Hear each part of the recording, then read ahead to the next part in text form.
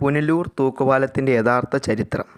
തിരുവിതാംകൂറിൻ്റെ അതിർത്തി മാർത്താണ്ഡവർമ്മ മഹാരാജാവിൻ്റെ കാലത്ത് കന്യാകുമാരി ജില്ലയിലെ ആയിവായ്മൊഴി മുതൽ വടക്കൻ പറവൂർ വരെ ആയിരുന്നു എന്ന് നമുക്കറിയാം. തിരുവിതാംകൂറിൻ്റെ ഭാഗമായിരുന്ന പുനലൂരിനെ കീറിമുറിച്ചായിരുന്നു പണ്ട് കാലങ്ങളിൽ കല്ലടയാർ ഒഴുകിയിരുന്നത്. അക്കാലത്ത് മദ്രാസിൽ നിന്നും തിരുനെൽവേലിയിൽ നിന്നുമൊക്കെ നിരവധി വ്യാപാരികളും വ്യവസായികളും പുനലൂർ കേന്ദ്രമാക്കി വ്യവസായങ്ങളും തടിക്കച്ചവടങ്ങളും ഒക്കെ നടത്തിയിരുന്നു.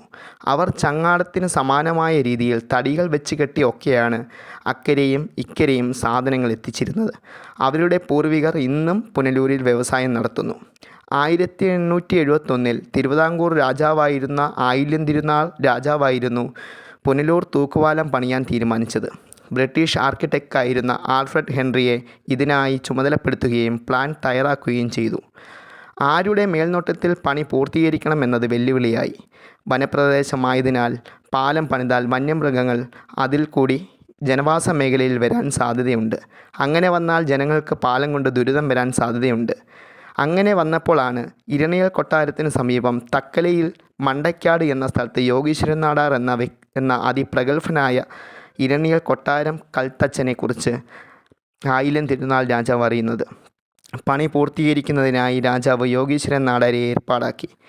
പാലം കമ്പകത്തടിയിലും വന്യമൃഗങ്ങൾ കയറുമ്പോൾ ആടുന്ന വിധം ആയാൽ വന്യജീവികൾ പേടിച്ച് തിരിച്ചു പോകും എന്ന് അദ്ദേഹം രാജാവിനെ അറിയിച്ചതിൻ്റെ അടിസ്ഥാനത്തിലാണ് അങ്ങനെ ഒരു പാലം പുനലൂർ വന്നത്. 1877 പണി പൂർത്തീകരിച്ച പുനലൂർ തൂക്കുപാലം 1880 പൊതുജനങ്ങൾക്ക് തുറന്നു കൊടുക്കുന്നത്.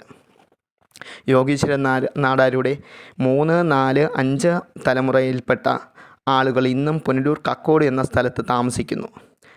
അദ്ദേഹത്തിൻ്റെ 3ാം തലമുറയിൽപ്പെട്ട സദാശിവൻ നാടാരെ വിവിധ സംഘടനകൾ ആദരിച്ചിട്ടുമുണ്ട്.